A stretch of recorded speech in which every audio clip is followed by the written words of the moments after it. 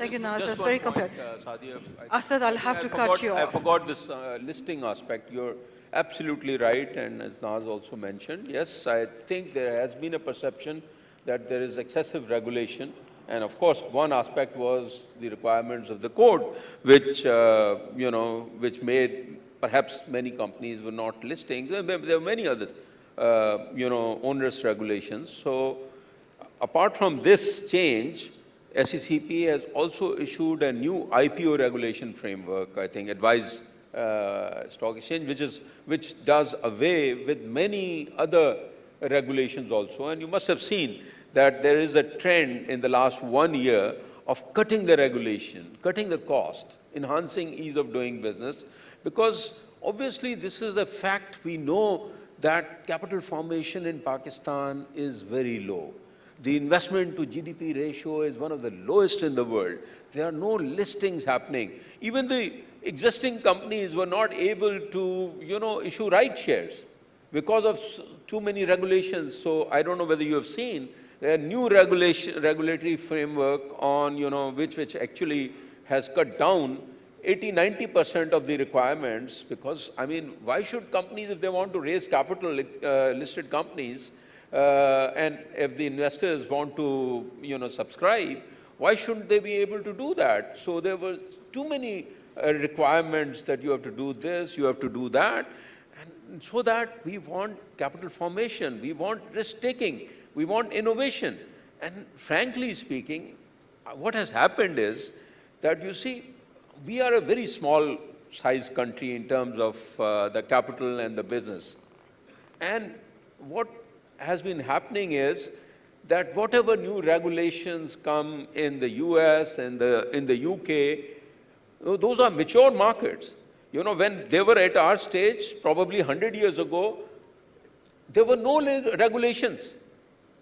Till 1930, there was no even SEC in the US, There were no regulators. They could raise capital as they wished, So it is after their markets have gone to trillions of dollars, so they want to, they've enhanced the regulations to check and protect that capital. हम तो है ही नहीं कहाँ पर.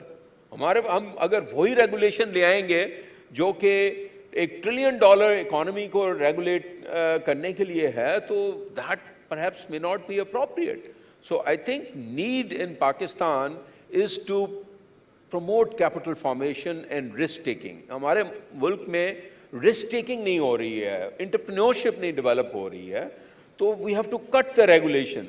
मैं तो ये कहता हूँ, if you want innovation in any economy, you have to do 4 things.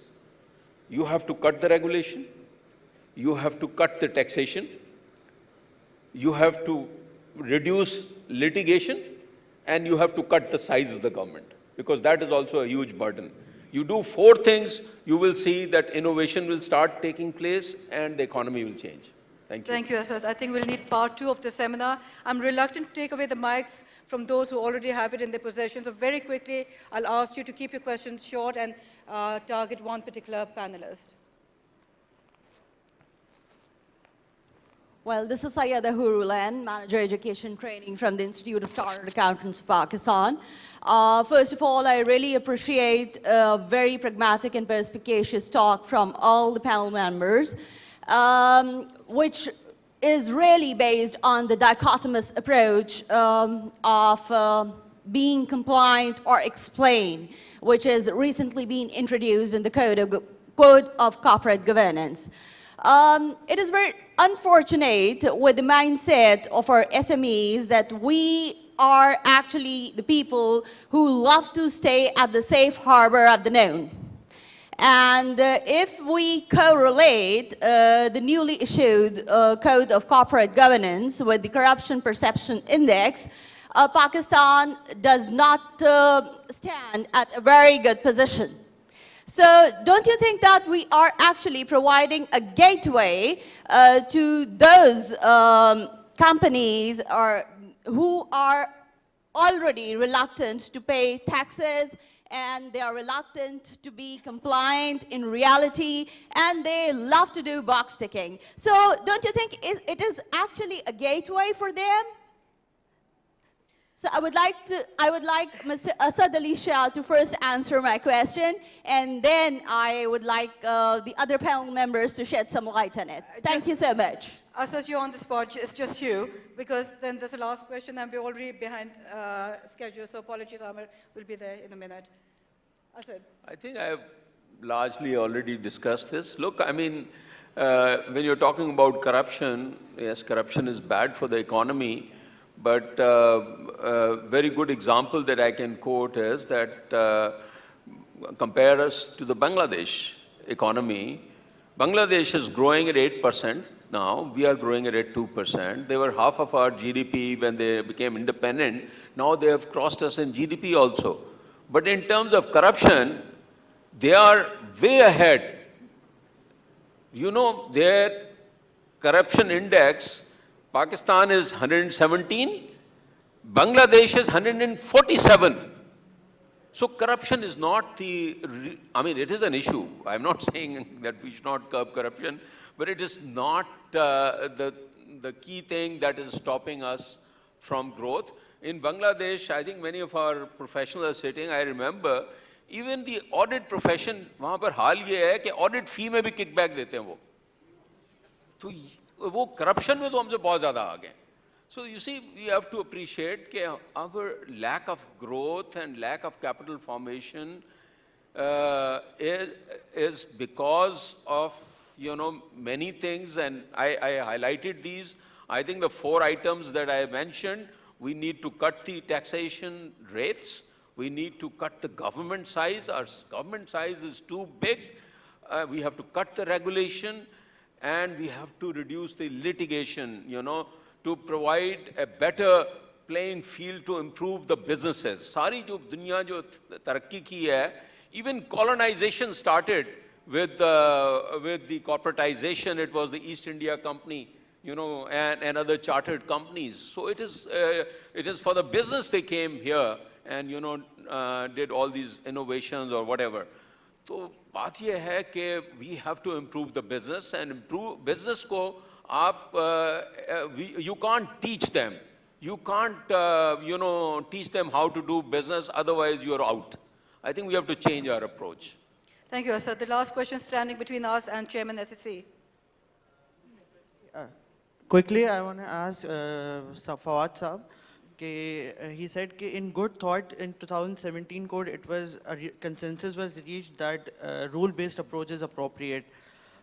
What has fundamentally changed in 2 years to justify such a change right now? Well, at that time, I think all of us were there when this was justified that this is the right approach for Pakistan right now. So what is the change now? So could you exactly be specific about your question? I'm asking, for 2017 code, you said that a consensus was reached in good thought that the rule-based approach is appropriate right now. So what has changed in 2 years to justify a fundamental shift? Okay. So if you're trying to span the gap between 2002 and 2020, I think we've come a very long way.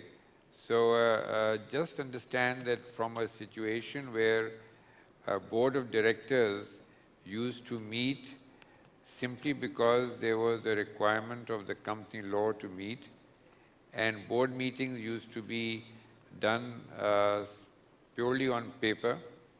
There were very, very few boards that were mature enough to be able to actually create a dialogue and to be able to actually discuss about the company. You had to bring different boards to the level to where they are. So the first thing that made a huge difference was the audit committee. For the first time, there was questions raised at the board level. The next thing that made a difference was the independent director. So just imagine it is like taking a child by the finger and making them take a few of these steps. So those steps have been taken. And my point is that if Comply or Explain comes up now, it cannot just be something which is it's a derivative of what has been happening up till now. And if boards get into difficulty about it, I think SECP has given in the regulations a very, very clear way of how they should approach it. They say boards should use it wisely. And it also creates that for the investors, they say that you need to be able to assess different companies accordingly. So I think we are definitely at a level where this perhaps should have happened 3 years ago. It did not. But let's forget about it. The Code of Corporate Governance today is like a company law. So let's not keep it as something which is very new or something that has to happen. Something that hasn't happened, and I think it will happen, is that let's not forget that there are 2 regulators of companies. And the frontline regulator, the Pakistan Stock Exchange, has not been behaving as a regulator for purposes of boards of companies. So it's always been left to SECP to be the nasty regulator, which is very unfortunate. So what's happened is that the impression given is that we've got too much regulation, and PSX should actually begin to move people away from this mindset and to develop the capital markets so that we already have a law. It's like saying, how is the Companies Act 2017 so beneficial to a company? It's been happening now. So Code of Corporate Governance is a thing of the past now. Let's move ahead. Let PSX come in the front. Let them identify what it needs to develop the capital markets, and automatically this thing will adjust itself. Thank you, Fawaz. With that, let me thank Asad in particular. भाई आपको पता नहीं है कि तब्दीली आ गई है. That is the difference between 2017 and 2019 कि तब्दीली आ गई है. Great. Thank you very much. I'd like to thank each and every one of the panelists, Asab, Nausheen, Samad, Naz, Wasab. I think I learned a lot in the process. I'll ask you to give them all a big round of applause. With that, may I invite the Chairman SSC to please provide his closing remarks. I've been asked to request the panelists to stay on the stage because it'll prevent us from climbing up and down those steps 2 times. But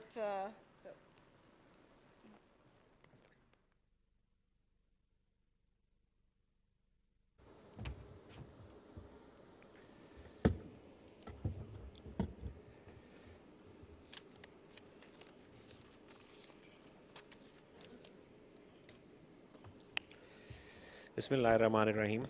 Honorable members of the Southern Regional Committee, management of PICG, worthy panel members, and other distinguished participants, Assalamu alaikum.